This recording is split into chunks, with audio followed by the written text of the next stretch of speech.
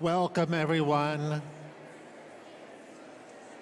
The symposium is beginning, and we invite you to take your seats.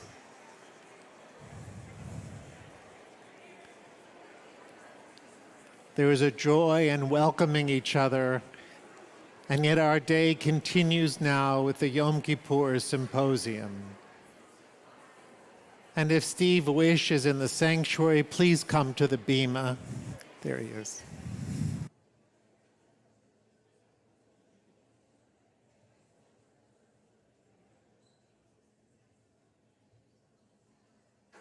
I'm so pleased that we can gather once more for the Yom Kippur Symposium that is a highlight, a treat, and a gift to us on this sacred day. And on this day, we've invited 4 exceptional members of the congregation to speak on the theme of how Judaism has shaped my life.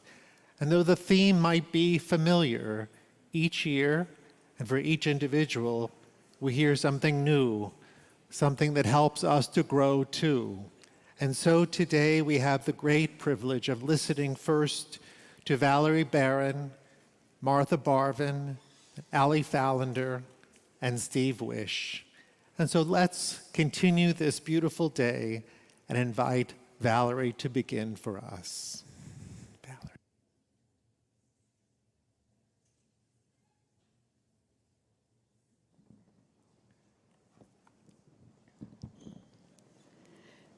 Thank you, Rabbi Lyon, for this honor to speak today. Though daunting, it gives me an opportunity to express my gratefulness for what has shaped and supported me for much of my life. I was not raised Jewish. I grew up Catholic in a very traditional home. No meat on Fridays, Mass every Sunday, parochial school.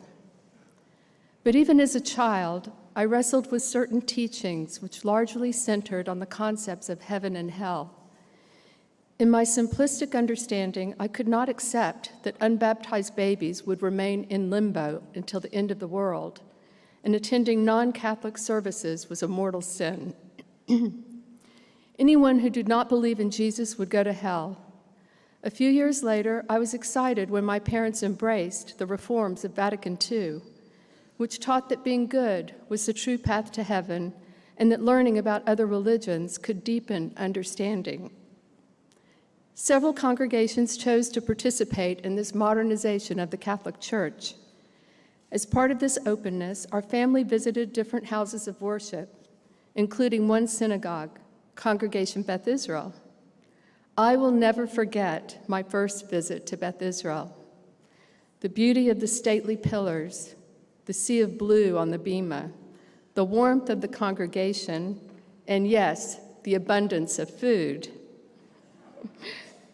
It left a lasting impression on our family. We declared that this experience was the best. Years later, I met Rick, who would become my husband, through mutual friends. Before our first formal date, our matchmaker teased him that I was very Catholic. Rick was Jewish, but he was not deterred. On that first date, he opened the door to deeper conversation. I followed through.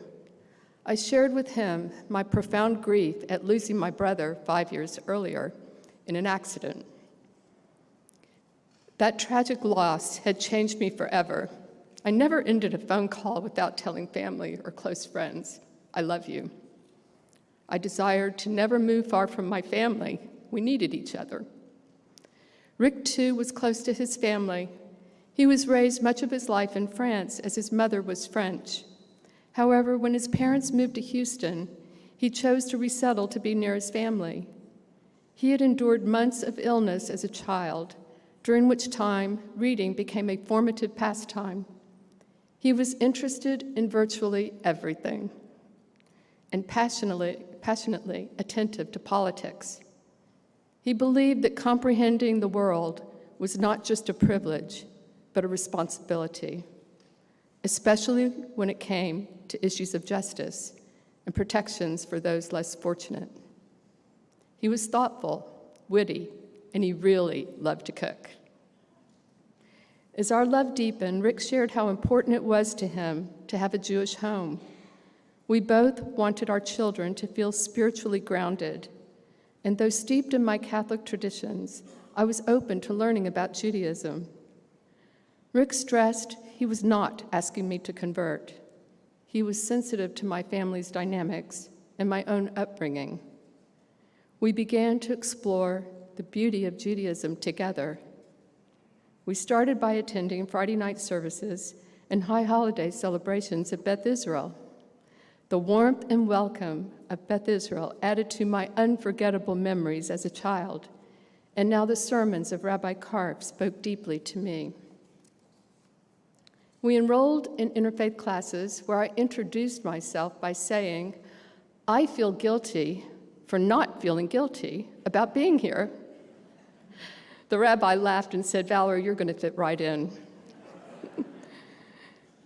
The interfaith classes enlightened me in Judaic traditions, many of which felt somewhat familiar, yet also beautifully different. I could easily embrace the teachings of a sacred observance of Shabbat, the emphasis upon self-reflection, forgiveness, and hope.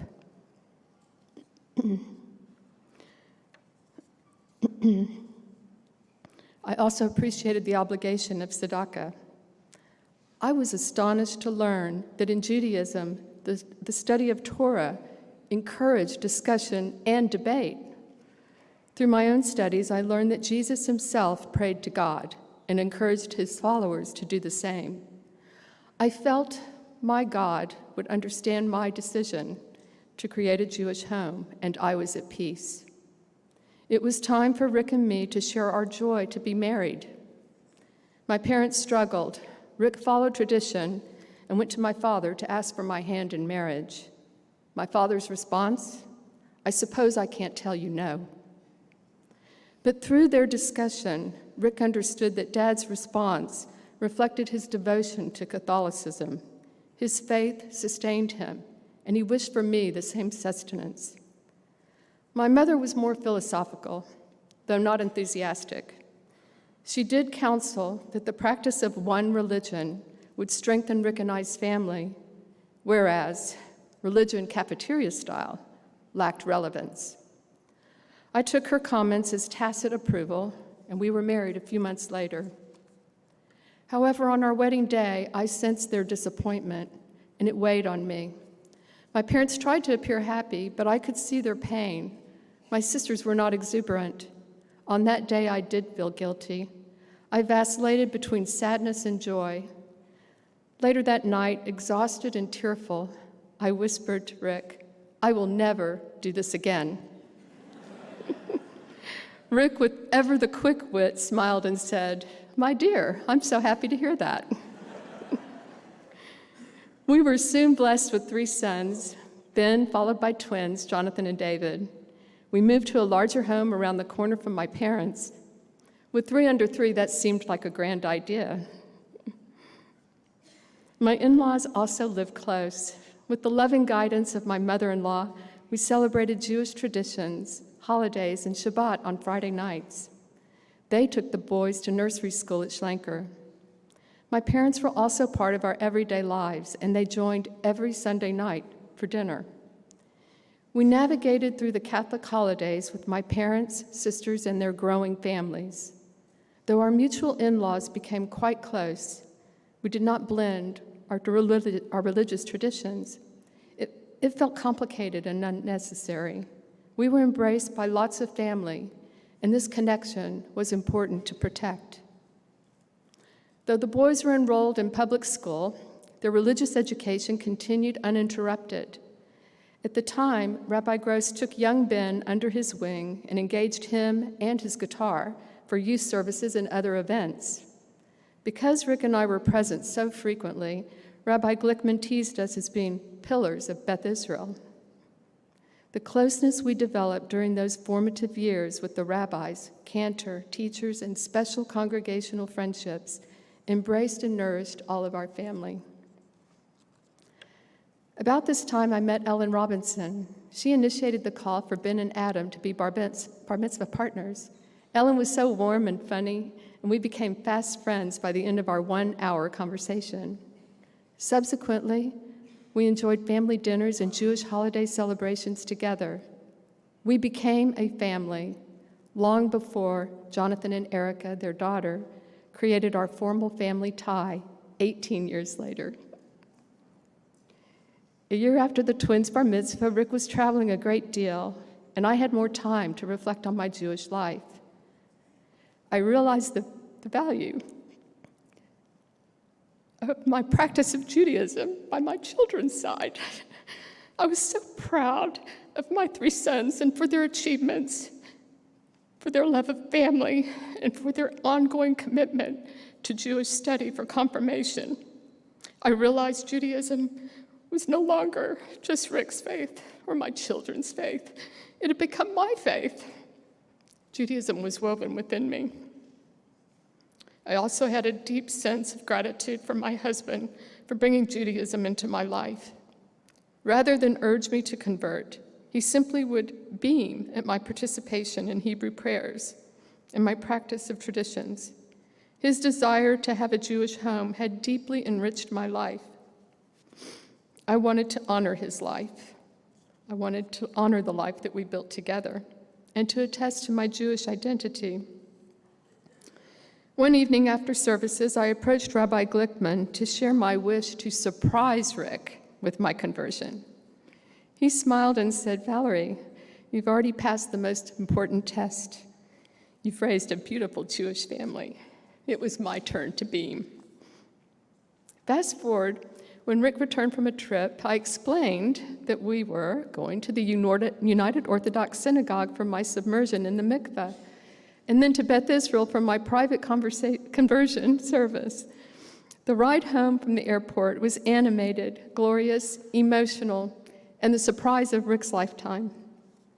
Surrounded by the waters of the mikveh, hearing my Hebrew prayers echo from the tiles, I felt the sacred weight of this tradition. The blessings of conversion were equally solemn. I took my mother-in-law's Hebrew name, Rachel. I felt a wholeness I had been missing. 2 weeks after the conversion ceremony, Ellen and Steve graciously hosted what I called my wedding in their beautiful backyard. The Jewish ceremony was complete with our precious ketubah and the huppah. Most importantly, Rick and I received our Jewish blessings. At the end of this intimate ceremony, I felt a deep sense of renewal of self and an enveloping sense of unity with my family. When the twins joined Ben in college, my mother-in-law came to live with us. Pop had died. She was handicapped. Rick was mostly retired. We settled into a nice rhythm where Rick and his mom, who taught him to cook, fussed about cooking techniques and Rick's fusion of spices. Beth Israel, Friday night services were often date night, and my parents, as customary, came to Sunday night dinners. Then everything changed. Rick received a diagnosis of ALS. I was shattered. From the doctor's office, we went directly to services. I could not stop crying. I could not imagine life without Rick. That night, I crawled into bed with my loving mother-in-law. She was so loving. She was the strong one. My own mother had dementia. My father said he would stick to me like a postage stamp. Families and friends rallied. My mother-in-law died a year later, but not before she whispered to Rick that he was the better cook. Though extremely sick, Rick's death felt unexpected. I was emotionally unprepared. That morning, I placed his wedding ring with that of my own, clinging to the bond it represented to hold me together. Fortunately, Rick had purchased plots next to his parents soon after his shocking diagnosis of ALS. When Rabbi Lyon arrived at the house, he consoled me. He assured me he could handle everything,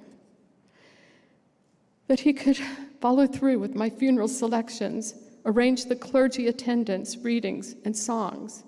Both former and current clergy contacted us and took additional actions. Their circle of support sheltered me and my boys, and I will be forever grateful. 6 weeks later, my dad died. Devastated, I was unable to process two such significant losses. A therapist diagnosed me with complicated grief. Stay busy. Time will help. I knew I needed my faith. Shirley Tooman, Ellen's mother, began to come with me every Friday night for services. She was a second mom to me. She helped me find strength for life without Rick. It took years for me to realize that I could not expect my grief to go away. It took Rabbi Karf. I'd known the Karf family through Liz, his daughter, over many years. One evening, the three of us had dinner together. Sam knew I was struggling, and he understood personally the difficulty of healing oneself through the loss of a spouse. Our special friendship became consequential. I learned through him that every love is different. The heart has the capacity to grow around the whole of loss. New love neither replaces nor discounts old love. It adds to it. Judaism embraces life, and guilt has no place in the heart's recovery. After Sam's death, I remained friends with several of his close friends. One evening, I was invited to join two of them for dinner. Before ending the phone conversation, I was asked if I would be interested in meeting anyone. I was non-committal, but she called minutes later to inform me grass doesn't grow under my feet, and she was bringing a Jewish man to the dinner. Though nervous, I wanted to try to be open. Richard Liebman was engaging, funny, and very comfortable with being at dinner with three ladies. He had so many different similar interests. He lamented that he had recently given up tickets to the opera because he had no one with whom to go. I appreciated his laugh and his humility. He promised to call. I placed South African on my Maps app to become more familiar with his accent. By the next opera season, Richard had me for his steady date. Soon I was sharing in his rich practice of Judaism, the sacred celebration of Shabbat, ritual prayers, and tender blessings with family. His ongoing passion for knowledge and participation in Jewish philanthropic causes, and notably, the depth of his kindness and generosity in his everyday actions with family, friends, and others. Now Richard is my life partner, and I could not be happier. Looking back, I never imagined that the one decision to create a Jewish home, born from the love of Rick Baron, would shape my life so completely. At every crossroad, Judaism and its loving community have been a foundation for my growth and my shelter in times of sorrow. I am so grateful for all of the love in my life, for my sons, my lovely daughters-in-law, Annalisa and Erica, and for my 4 precious grandchildren, and for the unexpected blessings of love from Richard and the entire Liebman family. I am deeply grateful for my faith, which helped me heal from a broken heart to an open heart. I wish all of you a new year strengthened by faith, sheltered by community, and the joy of unexpected blessings. Shana Tova.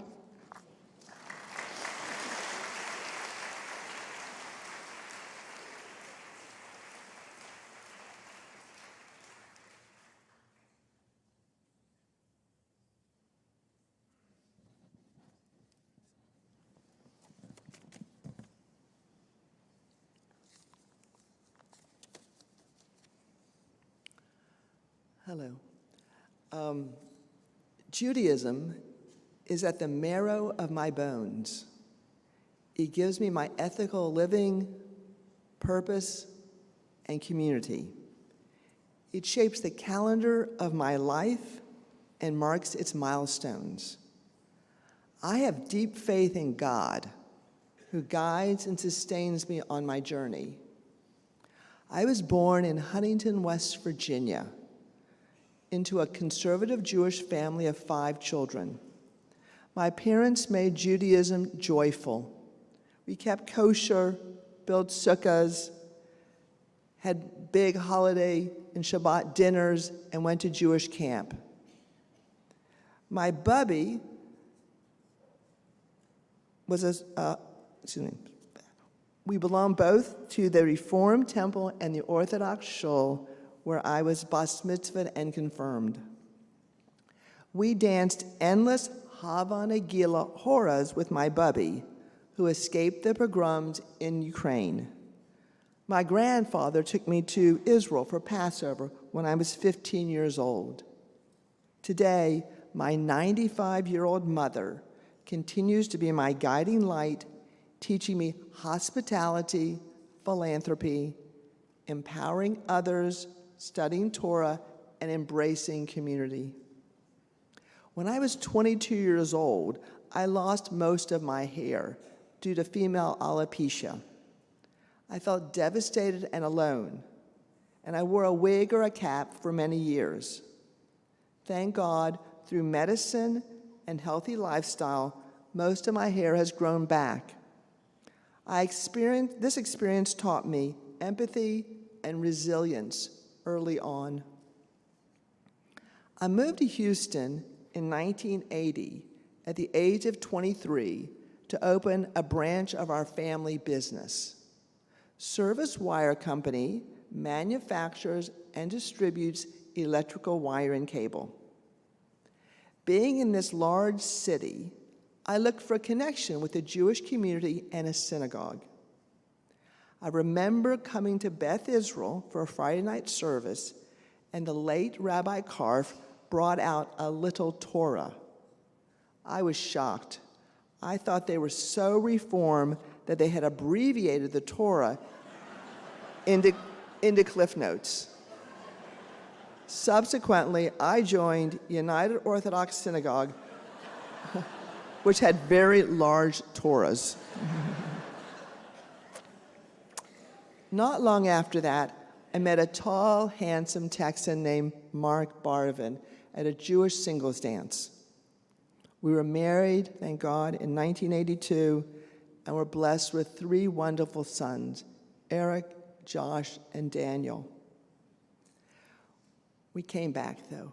We joined Congregation Beth Israel 34 years ago when the boys started the Schlinker School. They received an excellent education, made lifelong friends, and anchored our family on a Jewish calendar. Mark and I were committed to giving our boys strong Jewish identities. So they were consecrated, bar mitzvahed, confirmed, and graduated from Beth Israel's religious school. We were members of the JCC. We went on family trip to Israel with my parents and my brother's family, regularly attended services for Shabbat and holidays, and we actively celebrated Judaism. Today, I am blessed to have 3 incredible daughters-in-law, Olivia, Hillary, and Kaori, who are remarkable women in their own rights, as well as loving mothers and parents and wives. Olivia and Eric live in Tel Aviv, and they're the parents of 4 children. Hillary and Josh live in Houston, and they're expecting their first child in December. Baruch Hashem, may it be God's will.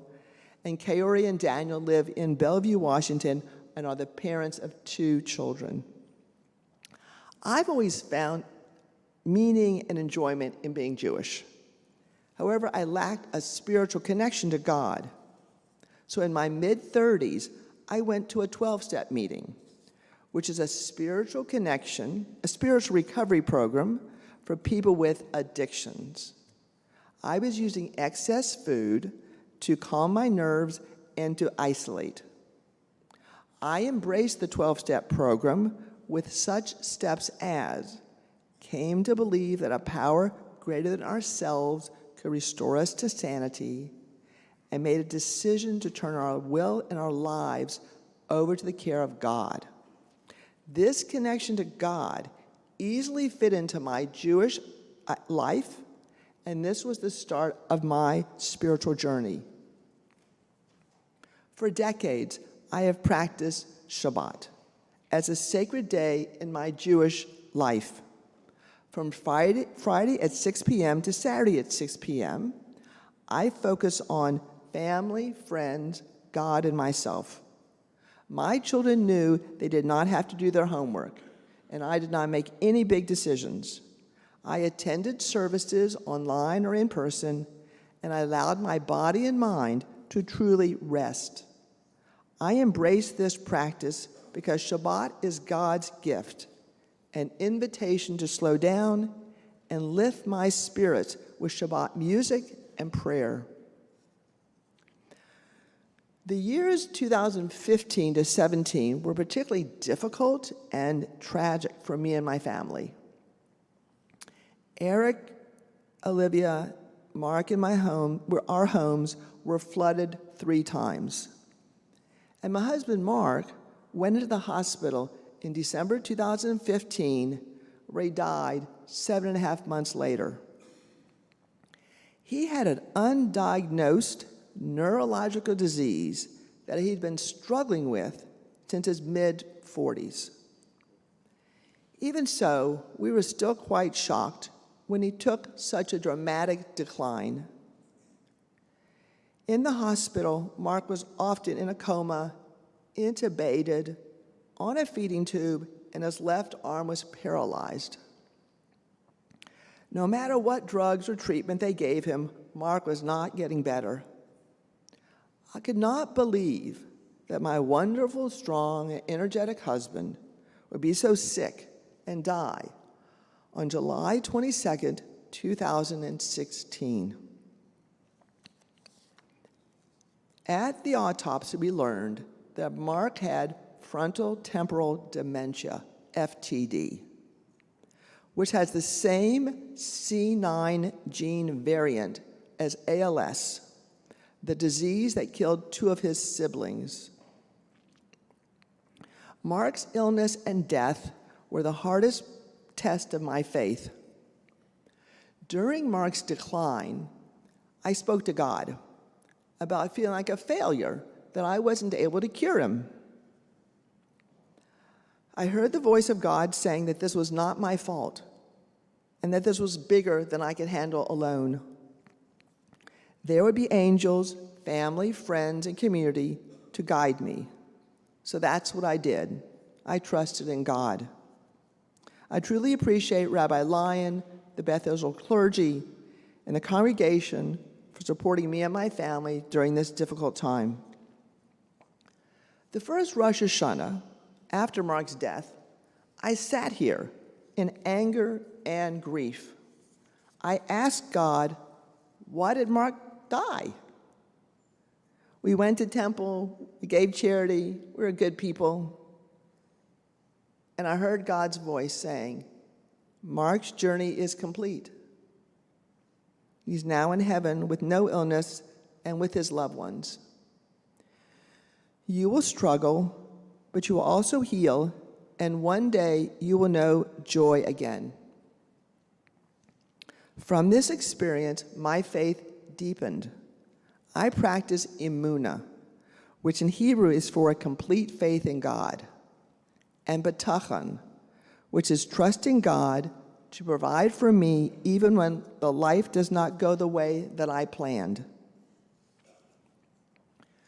The silver lining of Mark and his siblings' death from FTD and ALS is that it inspired my son Daniel to devote his life to finding a cure and advocating for those who suffer. Daniel created the first genetic ALS and FTD nonprofit called End the Legacy. And he joined Koya Therapeutics, where they are working to find a treatment to slow down the progress of these diseases. Daniel is the 2025 recipient of the ALS Association's Hero Award for his impact and advocacy.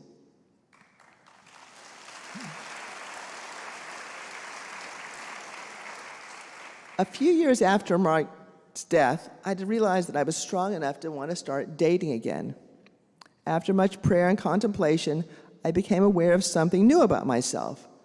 I wanted to be with a woman, and I came out as a lesbian. I remember calling Rabbi Lyon to tell him about my revelation. He was happy for me and told me he also performed gay marriages.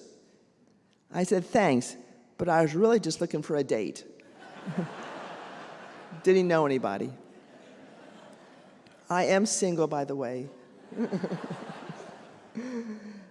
Being a queer Jew has opened up a new chapter in my life with greater empathy for inclusion and acceptance. I'm a Zionist and a pro-Israel activist, which means I speak loud and proud about Israel's right to exist and have safe and secure borders.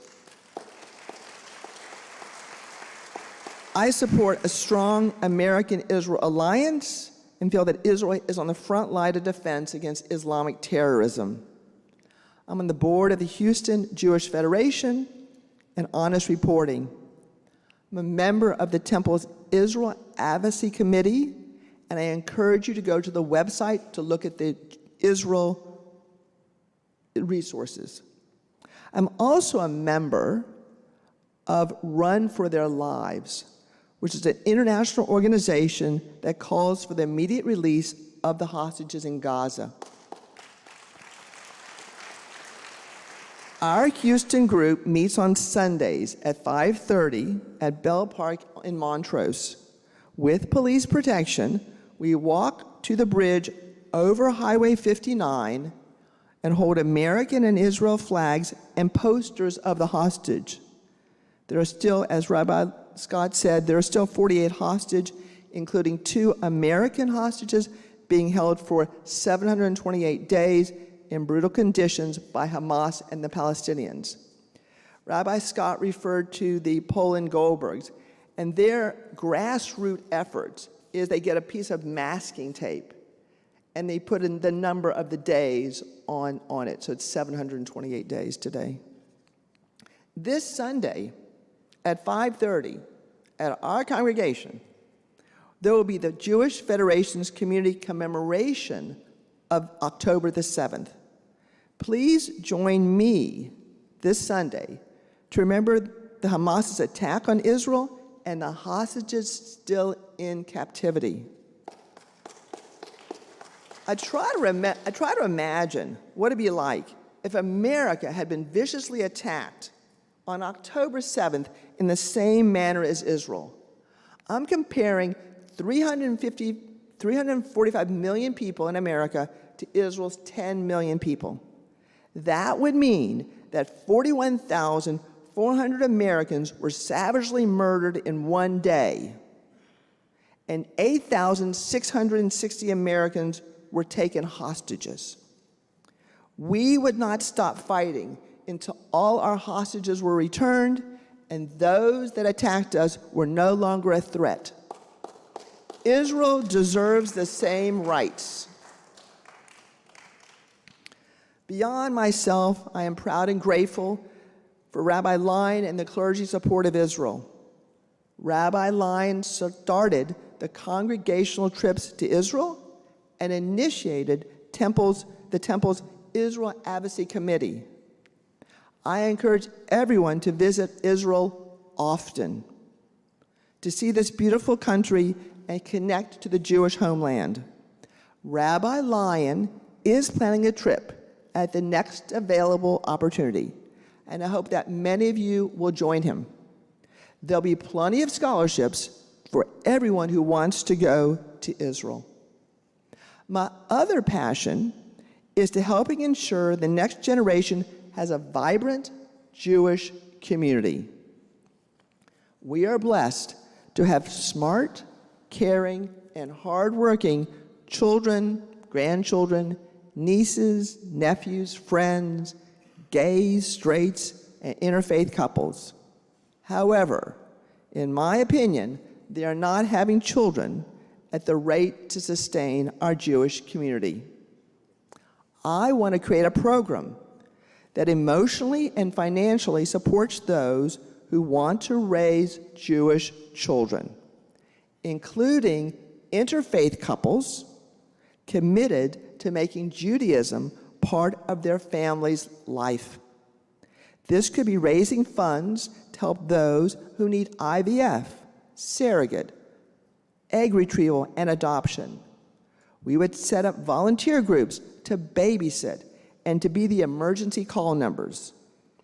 We must be the facilitator of dreams, both for the sake of those in our congregation who long to become parents and for the future strength of our Jewish community. Thank you. In closing, the trauma and the tragedy of losing Mark has changed me forever. While grief could have broken me, instead, with God's help, it has begun to recreate me. It has given me the strength with hope and gratitude. Being Jewish anchors and sustains me. I know my life is sacred. With Torah as my guide, I practice Jewish customs and commandments and embrace a strong Jewish community. Gabar Khatima Tova. May we all be inscribed in the book of life for health, happiness, and peace. Thank you. Thank you. You got it all in. 15 minutes.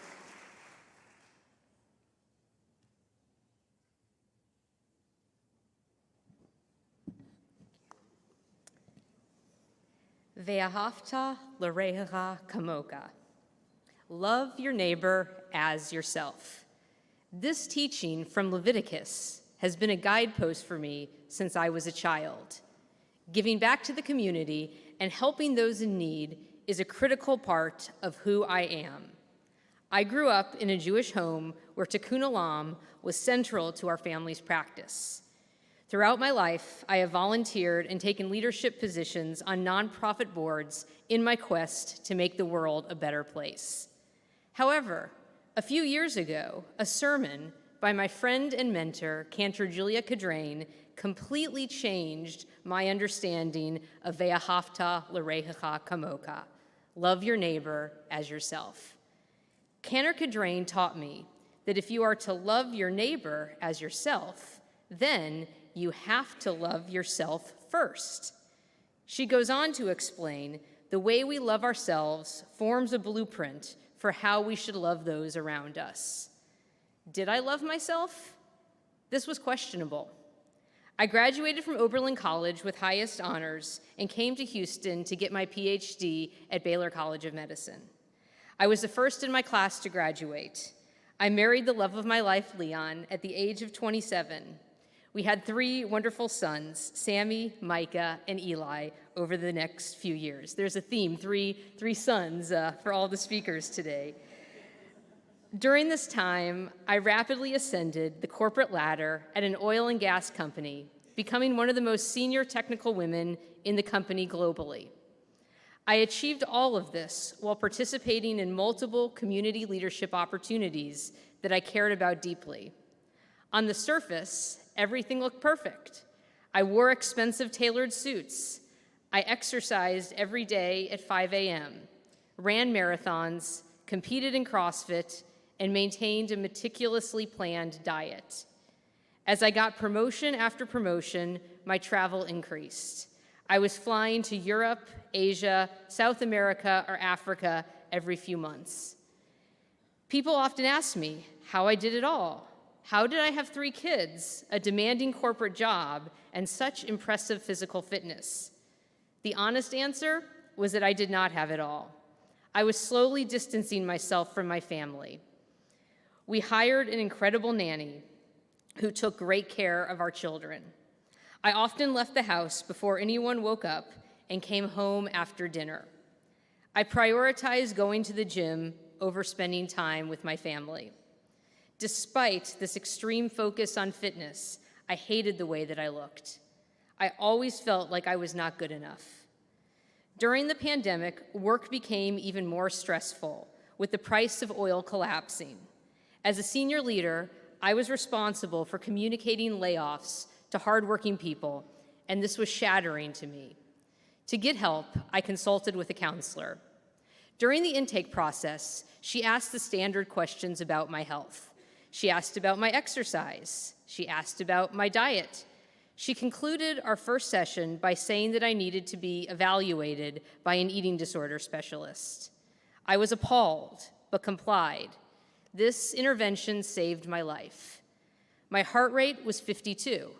I explained to the doctor that I was a CrossFit athlete, and that CrossFit athletes have low heart rates because of their physical fitness. She disagreed. A stress test revealed that my heart rate did not go above 70, even with vigorous exercise. I was diagnosed with bradycardia, a heart condition associated with starvation. The physical exam revealed that several other body systems were beginning to fail. Within a matter of days, I took medical leave from work and checked myself into the Laureate Eating Disorder Program in Tulsa, Oklahoma. My official diagnoses were compulsive exercise and atypical anorexia. Atypical anorexia is an eating disorder where individuals meet all of the criteria for anorexia nervosa, except their body mass index is not classified as extremely underweight. This condition can be even more dangerous than anorexia nervosa because it carries the same medical risks, such as heart failure, but is often overlooked by doctors.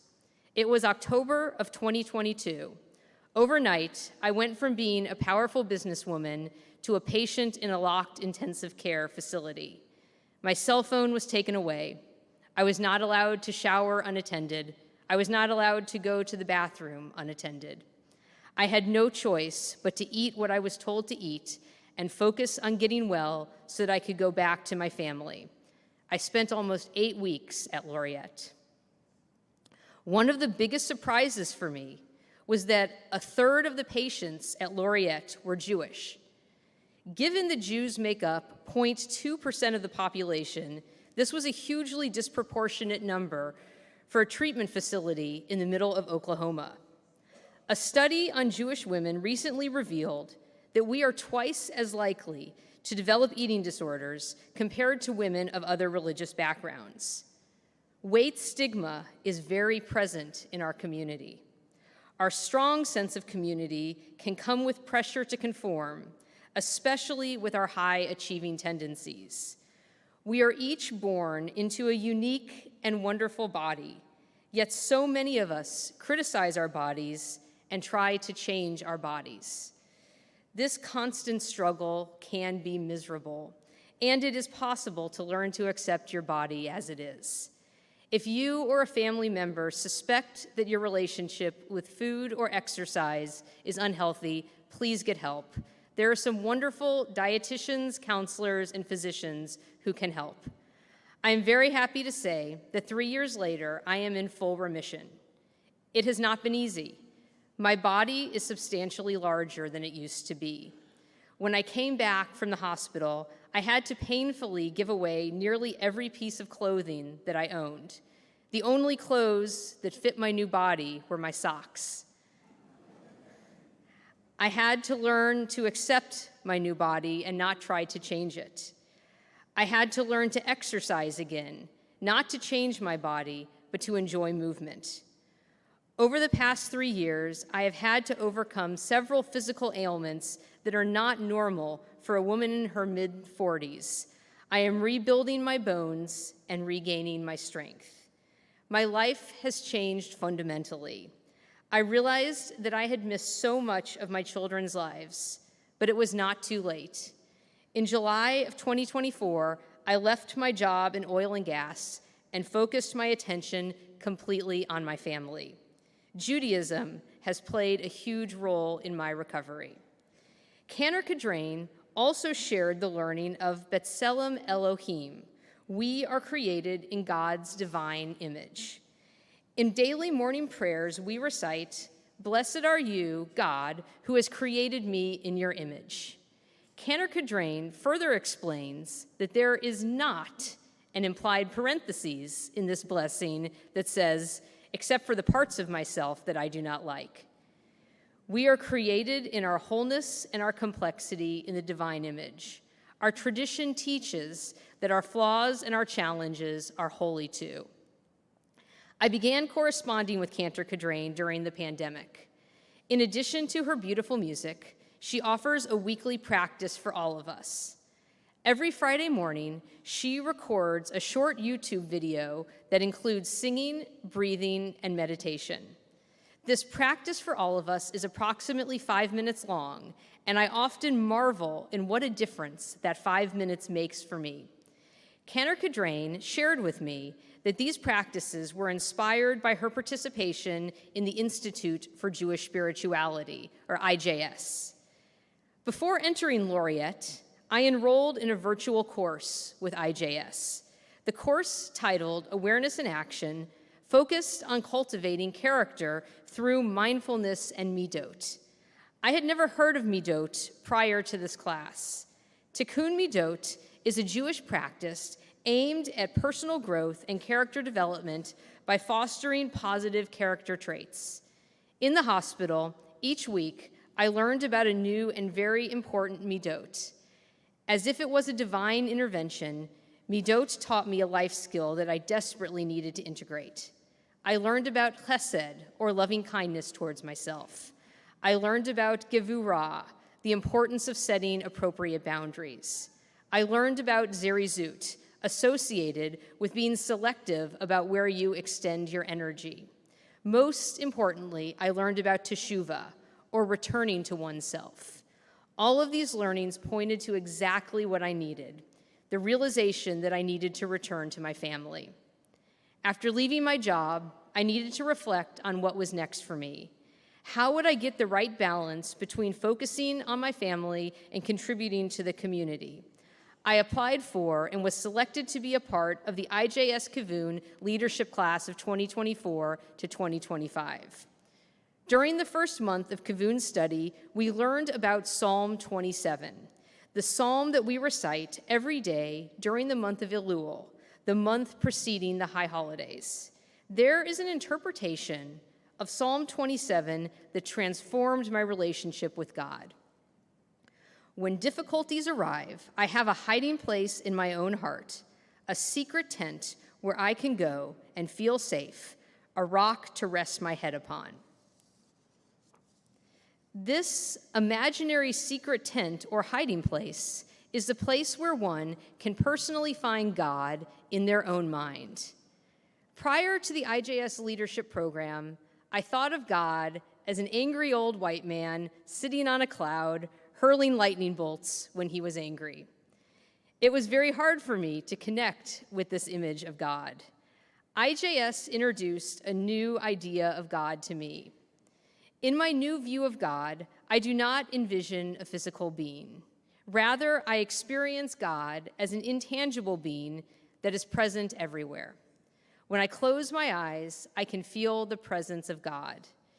This realization has been transformative. God is there whenever I need God. Anytime I want, I can close my eyes, take a few deep breaths, and rely on God's strength to get me through anything. When I am nervous, when I start judging myself, God is there to keep me on track. No matter what, God is there and accessible to me.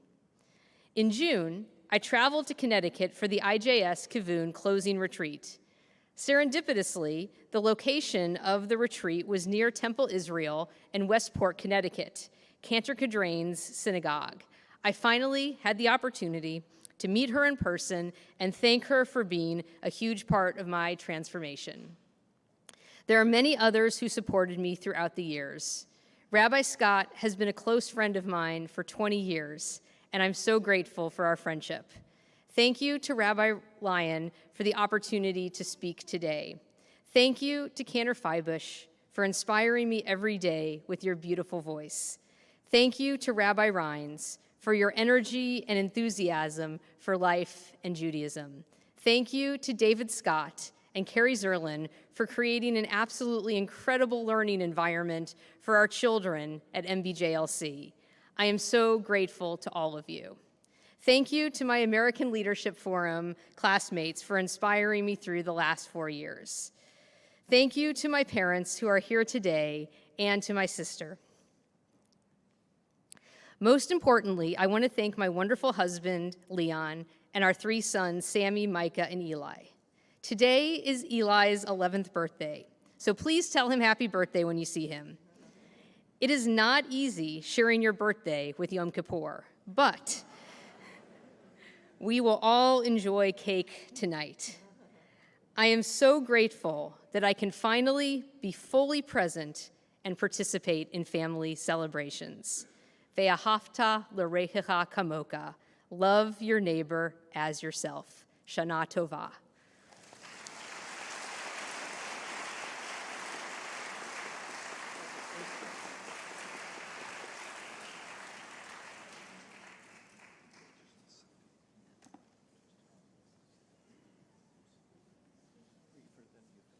Briefer than I think.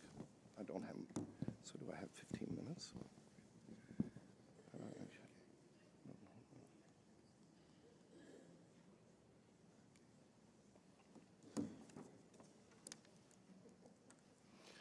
Lashana Tova. First, let me thank Rabbi David Lyon, my friend, my teacher, my guiding light at so many times and crossroads in my life. Rabbi, I cannot thank you enough for your service to Beth Israel, for your amazing teaching, for your availability to me. My heart goes out in ways that I cannot really express, though I am not known to be short of words. Also, I must thank, before I start, my Basheret, my wonderful wife, Fern Bryan, who is sitting here. We met in 2002, in May, and became quite close. I never dreamed I would have a second marriage, and I will explain that in more detail. My name is Steve Wish. I was born in Fort Worth, Texas on July 6th of 1951. My start in life, my childhood, was completely involved in Judaism. My late mother and father, Renee and Jimmy Wish, started the Texas Jewish Post, a weekly Jewish newspaper, on a makeshift table in a one-room walk-up apartment in Fort Worth, Texas. And between them, in 1947, when they started the newspaper, they had a little under $1,000. They were determined, and my father had a dream, that there could be a weekly Jewish newspaper published in English that would bring the very disparate communities of Dallas and Fort Worth together. Everyone in my family, and ultimately I have 4 sisters, I'm the second. I can assure you I never won any arguments as a child. I was always outvoted. I also grew up in a pink bathroom. Everyone in the family worked in the newspaper. There was little difference between day and night. My father was up by 5:30. He was out the door by 6:30. He did his exercises. I learned as a young child to mimic his calisthenics. He was out the door. My mother got us ready for school, and she went to work. Often, most nights, our parents would come home, have dinner with us. There would be a caretaker, and they would go back to work. It was work, work, work, and that came naturally. I began working at the Texas Jewish Post at the age of 5. As a child, I had a pronounced lisp. To say that I had a speech impediment is an understatement. My father was had very sharp instincts and insight. He realized that a 5-year-old with a lisp who sewed $2 Rosh Hashanah New Year greetings as classified ads would be very difficult to turn down. So at age 5, I memorized a script. In the first summer of 1956, I sewed 450 New Year greetings. My commission, which is one of the best business deals I've ever had, was 25%. I never saw a dime of the money. It went into a bank account under my name, and from 1956 forward, my father filed a tax return for me, beginning my Social Security contributions at age 5. I can explain that once I had an interaction with the IRS, which happens sometimes, and they asked a question, a number of questions actually. But one thing the investigator was mystified by was, how is it that you filed a tax return at age 5? I said, well, you'd have to know my dad. Every week moved forward at an extremely rapid pace. The crescendo of our entire family worked toward Thursdays, which was paper day.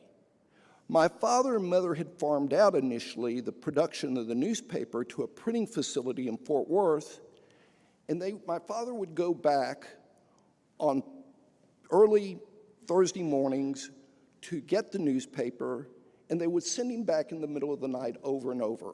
One time as he walked away, he heard a comment, well, we'll show that kike a thing or two.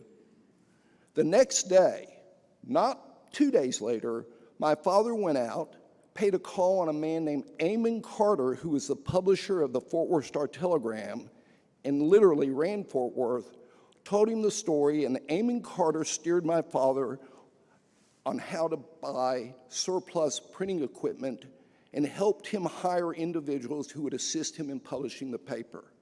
Amon Carter had started a newspaper. My father and mother started a newspaper. Amon Carter, who towered over our city, could relate to my father's and mother's ambitions. Growing up, Judaism permeated our household. There are so many Jewish experiences. Remembering that I learned to read, literally in congregation, sang the prayers. By age 4 or 5, I could read, but what I could read was the liturgy, and I loved it. I loved it. There are a number of remarkable events in my life, personally, that have occurred. I was a Boy Scout, and at about age 11, I was on a camp out at Lake Possum Kingdom. In our patrol, the subunit, the small unit, was an epileptic by the name of Tommy Fannin. There were about 400 of us on this campout. And one night, the second night we were there, as the sun set, we threw off our clothes, went skinny dipping, got into horseplay, bathed, and got out. The water was pretty cold. When the roll call was taken, one scout was missing. It was Tommy Fannin.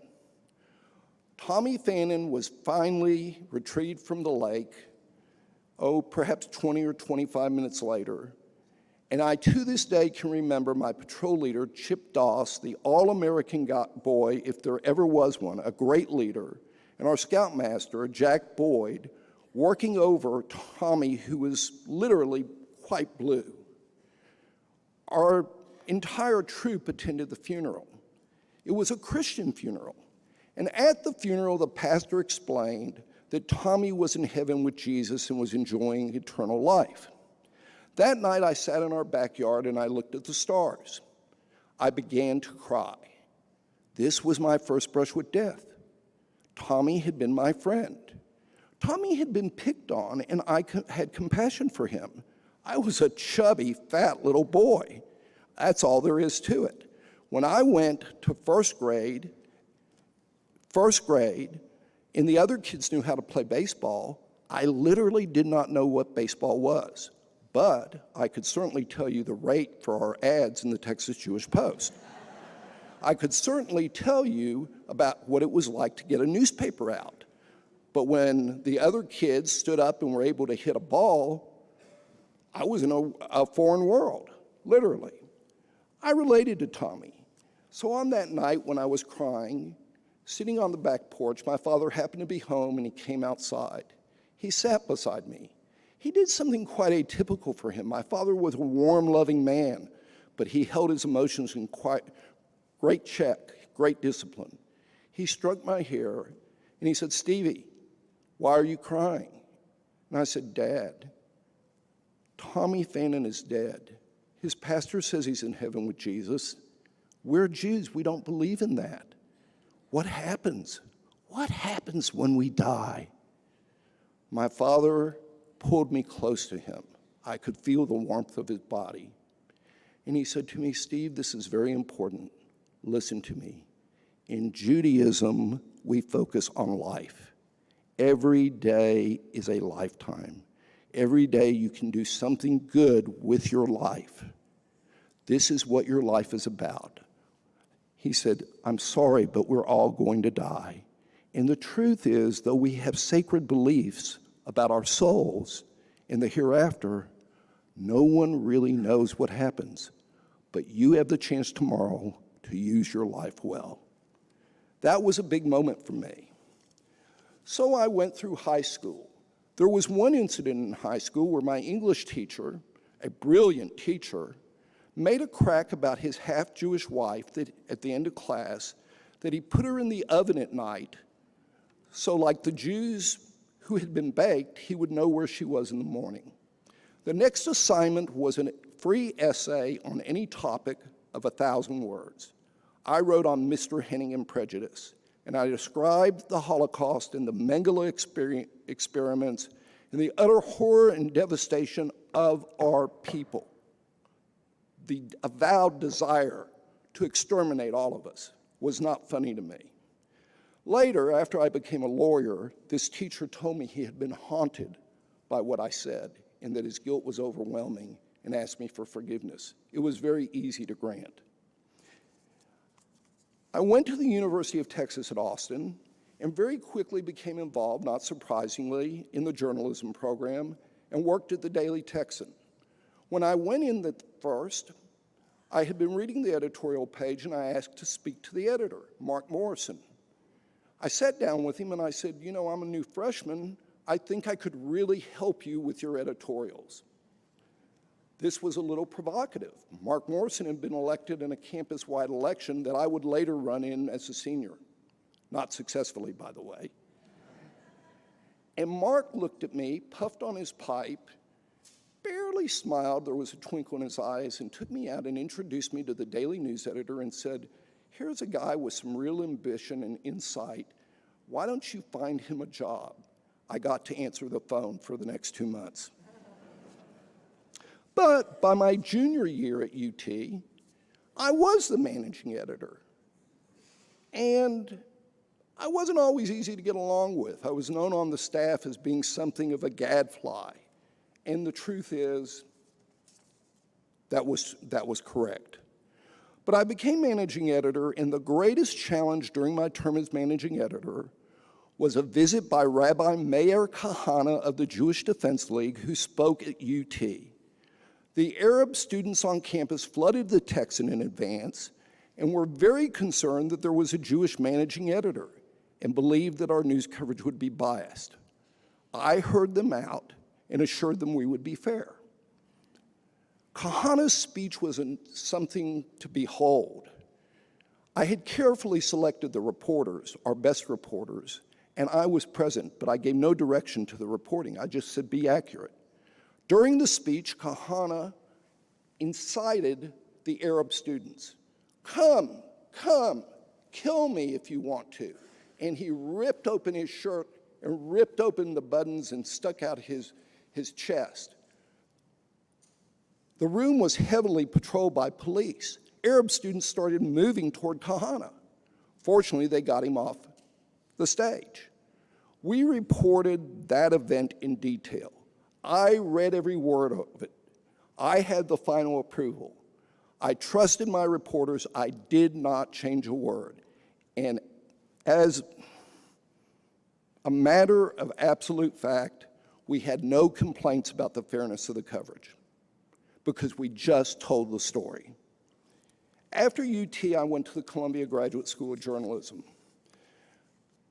While there, in October of 1973, the Yom Kippur War happened. By January, my father was recovering for open heart surgery, and I went on a 16-day trip for American Jewish journalists,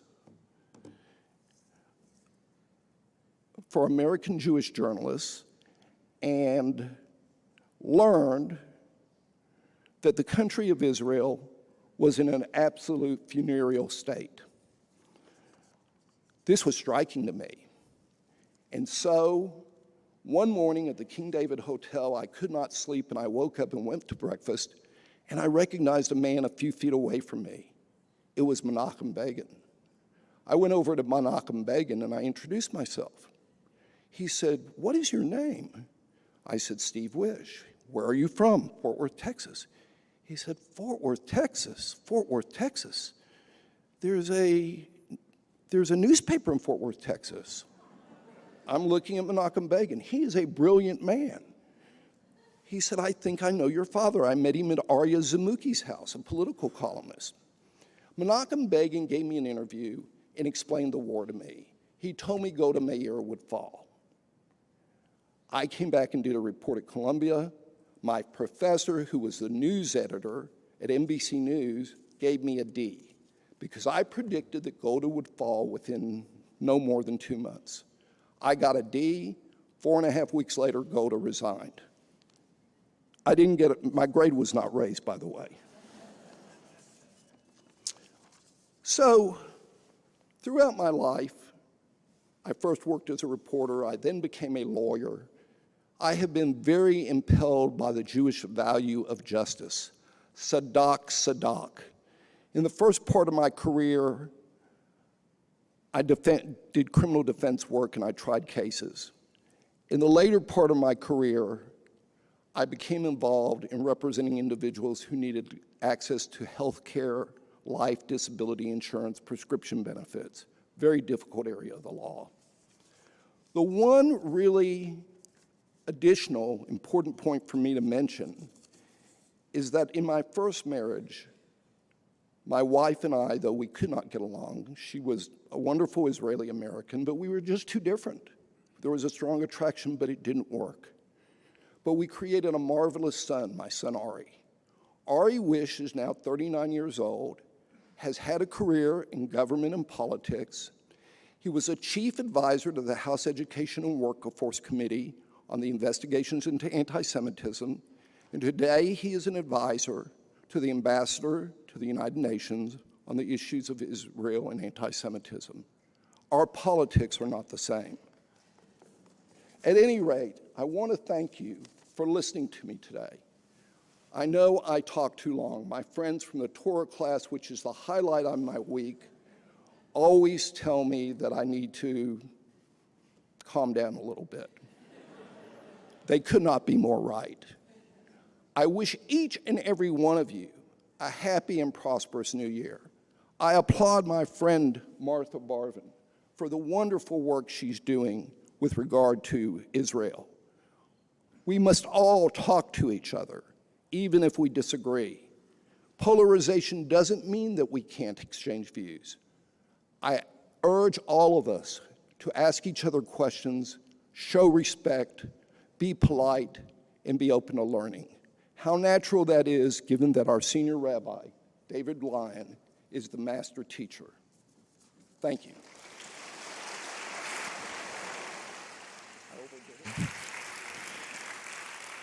A round of applause for all of our speakers today. With thanks, and our 3 p.m. afternoon service will begin shortly.